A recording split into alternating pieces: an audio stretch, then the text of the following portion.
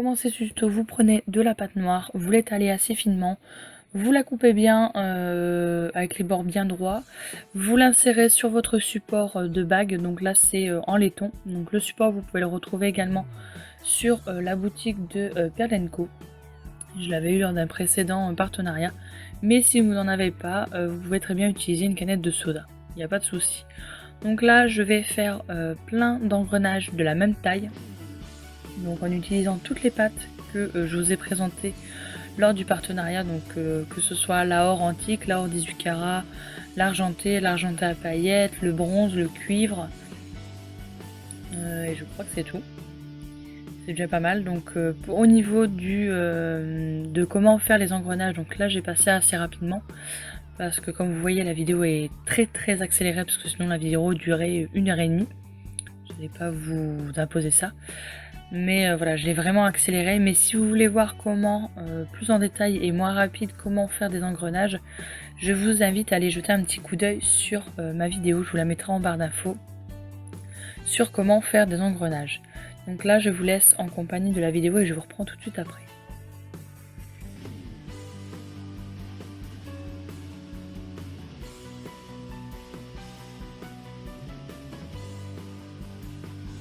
Donc là c'est exactement la même technique que précédemment, sauf que les engrenages sont beaucoup plus gros. Donc j'ai utilisé un autre emporte-pièce rond, donc pareil que j'ai eu avec le partenariat, que vous pouvez retrouver sur la boutique. Et donc là je vais exactement faire la même chose, avec les mêmes couleurs dans le même ordre que j'ai fait précédemment, mais en version beaucoup plus gros.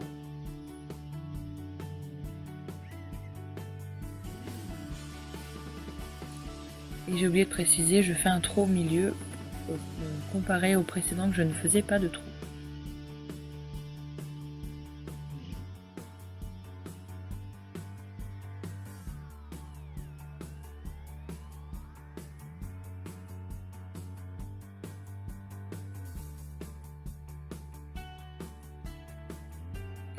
Après, le choix de comment vous positionnez vos engrenages, c'est vraiment un libre choix.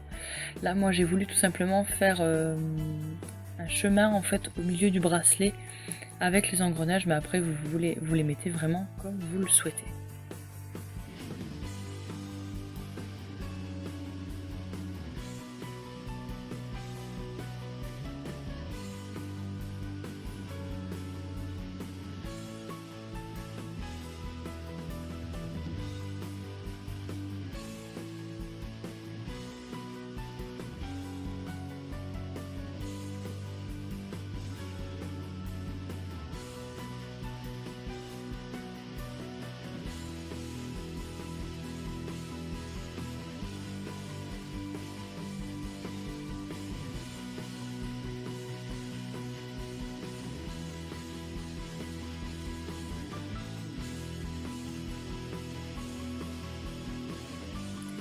Surtout regardez bien comment bien emboîter vos engrenages. Donc là ce que je vais faire, c'est que je vais étaler toutes les pâtes que je viens d'utiliser pour les grands engrenages. Et je vais utiliser le même emporte-pièce pour lequel j'ai fait des petits trous. Et je vais tout simplement en fait incruster les tout petits ronds dans les ronds que j'ai fait dans les engrenages. Bien sûr en alternant les couleurs, pas mettre les couleurs qui correspondent. Donc là je me sers d'un outil en silicone que j'ai trouvé sur eBay, mais vous prenez quelque chose de plat ou avec le dos de votre scalpel pour former en fait des vis plates. Donc là pareil, j'ai repris toutes les couleurs de pâte, je viens en découper un tout petit bout tout simplement pour former pareil des vis mais sur les os. Donc pareil, là on alterne, vous mettez exactement les mêmes couleurs alternées que vous avez mis aux engrenages à côté, je sais pas si je me fais bien comprendre. Et donc là vous prenez un petit tournevis ou vous faites à la main, vous faites une empreinte de vis. Donc là par contre je suis désolée mais j'ai pas fait gaffe, je suis hors champ quand je regarde pour les plaques de métal. Donc là en fait ce que je vais faire, c'est que je vais prendre des couleurs de pâte qui ne sont pas à côté. Par exemple là je crois au début que je prends l'or 18 carats parce que l'engrenage est assez loin dans le bracelet. Et je vais tout simplement façonner une plaque de métal en fait pour entre guillemets boucher les trous où il y a du noir. Je sais pas si je me fais bien comprendre. Et donc ça vous allez faire ça tout le long du bracelet en fait. Donc ce que je vous conseille de faire, c'est que au niveau de chaque plaque de métal, vous lui donnez une texture complètement différente. Donc vous allez voir qu'à un moment donné, ça va être rayé avec un objet pointu. Je vais utiliser un vieux morceau de jean, je vais utiliser du papier d'alu, je vais utiliser pas mal de techniques. Donc je vous conseille de vous munir de pas mal de choses. Aussi bien le truc banal comme du papier d'alu que je vous dis un vieux morceau de jean. Si vous avez un jean qui est usé, vous le jetez mais vous en coupez un petit bout juste avant pour pouvoir faire la texture du jean. Comme là, voilà, je viens d'utiliser un morceau de jean pour lui donner l'aspect du jean. Après, si là je m'en suis pas servi, mais j'ai aussi une couture de jean pour marquer les plis, etc. Voilà, essayez de vous servir de pas mal de techniques.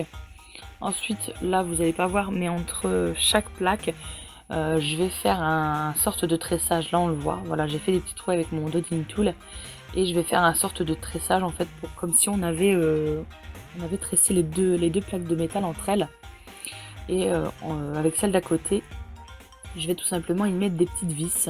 Alors je sais pas si on va le voir parce que je vous dis, j'ai complètement oublié de regarder, j'étais à fond dans ma création, donc j'ai pas forcément regardé si j'étais dans le champ.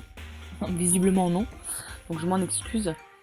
Mais voilà, là je fais des petites vis et là pareil, je recommence avec un effet de tressage.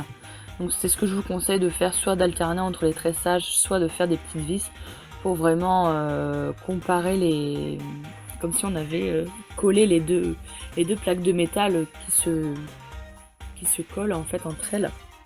Voilà, tout simplement. Je sais pas si je m'exprime bien. Donc là vous faites pareil. Donc ce que je vous conseille également, c'est de ne pas coller les couleurs entre elles. Par exemple, si vous avez un engrenage argenté, évitez de faire une plaque argentée. Donc là je me sers pareil d'une plaque de texture que vous pouvez retrouver partout, hein. C'est les plaques de texture en plastique que on retrouve un petit peu partout. Là ça doit être la plaque crocodile je crois. Donc pour donner encore un effet bien différent et bien distinct à chaque plaque. Donc là vous lissez bien le tout, vous coupez au niveau du bord. Donc voilà ce que ça donne du premier côté. Donc je suis désolée parce que je vous avais pas forcément vu en détail. Mais je réessayerai de faire un autre tuto si ça vous plaît. Vraiment en détail et pas en accéléré. Par contre je pense qu'il durera assez longtemps. Parce que je vous dis, la vidéo non montée, je crois qu'elle durait 1h30. Je crois qu'il y avait deux bouts d'une demi-heure. Ouais, ça doit être ça. Donc là en fait voilà, je vous conseille de vous inspirer aussi de photos sur internet. Vous tapez bracelet steampunk ou collier steampunk, vous allez trouver plein d'idées de textures, etc. pour pouvoir vous aider. Voilà, c'est un univers bien particulier avec des plaques de métal, des engrenages, etc. Donc là, je vais tout simplement ensuite après faire un mélange. Non, là, je vais utiliser du bronze. Le bronze, tout simplement pour faire une petite plaque. Donc pareil, pour faire les petites plaques, vous vous aidez de l'emporte-pièce avec lequel vous avez fait les engrenages, hein, pour couper autour, hein, c'est plus facile.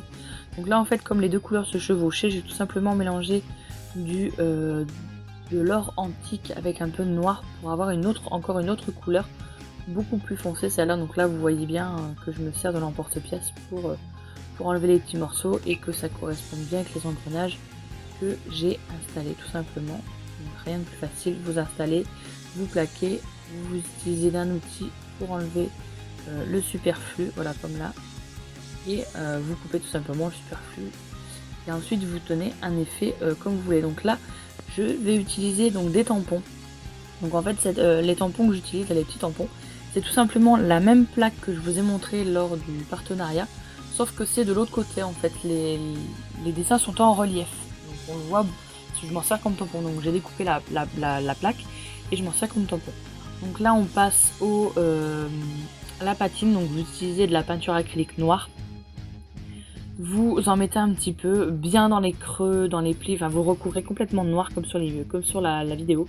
Et vous tapotez et vous frottez avec votre lingette en fait, pour vraiment donner cet effet vieilli. Donc là après vous recommencez comme bon vous semble, hein, dès que vous voyez que ça vous plaît, vous arrêtez. Donc là je me sers du heat gun tout simplement pour sécher la peinture.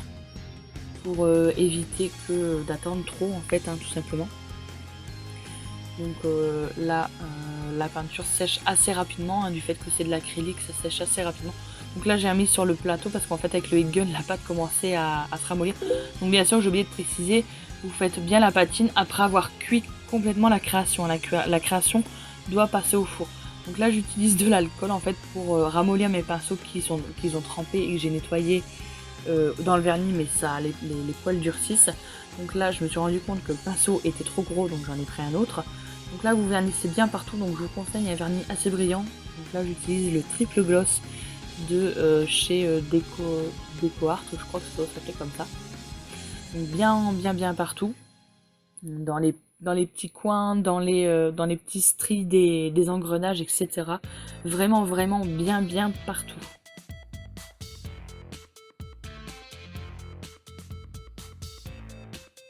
Donc une fois l'étape terminée, donc vous refermez le tout et on vient sécher tout simplement, enfin moi je viens sécher le vernis au heat gun. Donc vous pouvez le laisser comme ça, le sécher à l'air libre et ensuite le passer au four.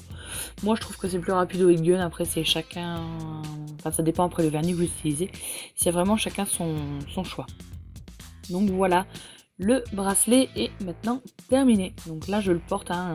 Il suffit tout simplement, donc j'ai oublié de le préciser, de faire 2 petits trous de chaque côté avec votre dotting tool, de passer 2 anneaux de chaque côté que j'ai eu à la petite Perlenco, pardon, et de mettre un petit bout de chaîne avec un fermoir. J'espère que cette vidéo vous aura plu et je vous fais de gros bisous.